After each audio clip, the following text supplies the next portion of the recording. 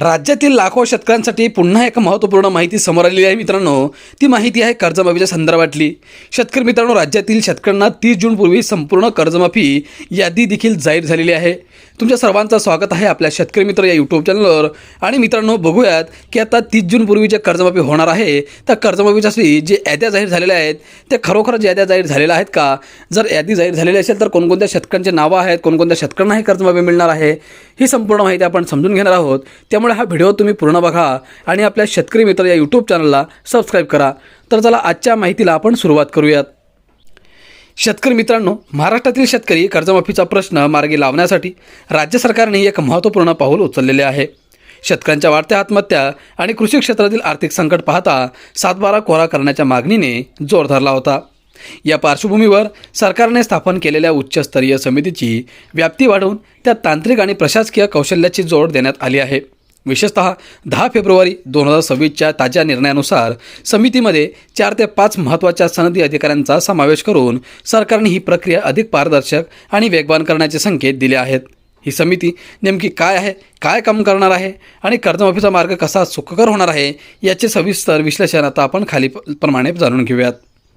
मित्रांनो, समितीचा विस्तार आणि नवीन सदस्य.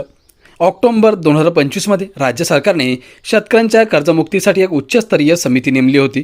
10 फेब्रुवारी 2026 रोजी या समितीमध्ये प्रशासकीय कामाला गती देण्यासाठी 4 महत्त्वाच्या आणि नवीन सदस्यांचा समावेश करण्यात आला आहे.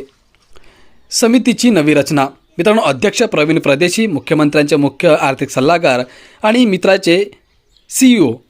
नवीन समाविष्ट सदस्य: 1 अप्पर मुख्य सचिव जलसंपदा विभाग, नंबर 2 प्रधान सचिव माहिती तंत्रज्ञान विभाग आणि नंबर 3 सचिव पशुसंवर्धन, दुग्ध व्यवसाय आणि मत्स्य व्यवसाय विभाग, नंबर 4 कृषी आयुक्त महाराष्ट्र राज्य आणि नंबर 5 व्यवस्थापकीय संचालक महा-IT.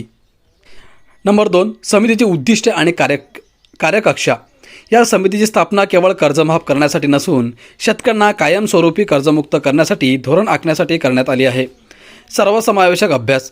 समिती थकबाकीदार आणि नियमित कर्ज भरणारे अशा दोन्ही प्रकारच्या शेतकऱ्यांच्या माहितीचा अभ्यास करत आहे. शाश्वत उपाययोजना. शेतकऱ्यांच्या उत्पन्नात वाढ करणे आणि त्यांना पुन्हा सहकारी किंवा बँकांच्या पाशात अडकावे लागू नये यासाठी ही समिती शिफारशी करणार आहेत. तांत्रिक सुसूत्रता. IT सचिव आणि महा-ITच्या समावेशामुळे कर्जमाफीची प्रक्रिया ऑनलाईन, पारदर्शक आणि तांत्रिक चुकांविरहित व्हावी यावर सरकारचा भर आहे. मित्रांनो, नंबर 3 अंमलबजावणीची समयसीमा. डेटा संकलन. जिल्हा मध्यवर्ती बँका आणि विकास सोसायट्यांना त्यांच्याकडे असलेल्या थकबाकीदार शेतकऱ्यांची माहिती तत्काळ 2 दिवसांच्या आत पोर्टलवर अपलोड करण्याचे आदेश देण्यात आले आहेत. अहवाल सादरीकरण. ही समिती आपला अंतिम अहवाल एप्रिल 2026च्या पहिल्या आठवड्यात सादर करण्याची शक्यता आहे.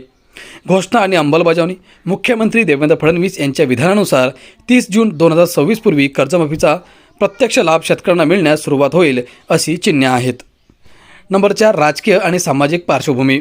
बच्चू कडू यांचे आंदोलन. माजी आमदार बच्चू कडू यांनी पुकारलेले आंदोलन आणि रेल रोकोनंतर सरकारने या समितीच्या कामाला गती दिली आहे. शेतकऱ्यांची स्थिती. सप्टेंबर 2025मध्ये झालेल्या अतिवृष्टीमुळे शेतकऱ्यांचे मोठे नुकसान झाले होते. अनेक शेतकऱ्यांनी 7/12 कोरा व्हावा या अपेक्षेने कर्जाचे पुनर्गठन केलेले नाही. त्यामुळे या कर्जमाफीकडे संपूर्ण राज्याचे लक्ष लागले आहे. या निर्णयावरून असे स्पष्ट होते की सरकार केवळ तात्पुरती मलमपट्टी न करता माहिती तंत्रज्ञान म्हणजेच IT आणि कृषी विभागाच्या समन्वयाने एक मोठी कर्जमाफी योजना राबवण्याच्या तयारीत आहे. नवीन 4 सदस्यांच्या नियुक्तीमुळे प्रशासकीय अडथळे दूर होऊन कर्जमाफीची प्रक्रिया अधिक वेगवान होण्याची शक्यता आहे.